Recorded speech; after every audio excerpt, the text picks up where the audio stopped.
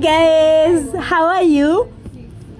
It's about to go down. Lastly on the bar was so low. Muliacha nikiogelea kwa mto na uko Lokchar.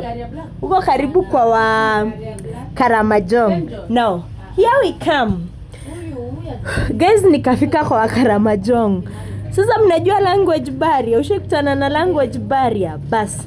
Sasa mimi ndio huyo nikakutana na language barrier. Sielewi lugha, wakinisalimia onge.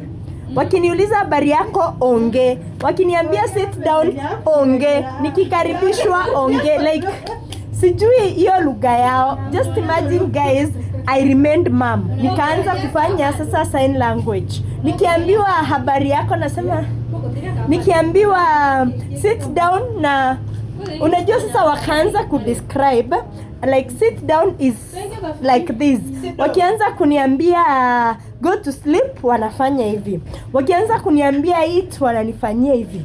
Now what flabbergasted me, nilipata kwa hiyo boma yao. Imagine this guy was married all that time. All that time that guy was married na mimi sasa nilikuwa nimejieka nikiwa number 1. That is how low my bar was. Mnakumbuka nikiwaambia niliwahi enda hata kisima kumtafutia maua. Karibu nikuwe horticultural person. Anyways, that is what love does. Si regret because I learned my lessons. That is how bar was. Sasa kumbe huyu jamaa ameishi kunidanganya. Watoto wale na muonanga nao kwa picha ni watoto wa sister yake. And this dude had 10 children. Imagine sasa mimi ningekuwa stepmother wa watoto 9. Mnakumbuka akiniambia Twitter watoto majina ya iko na K na B. Guys, that is how lost I was.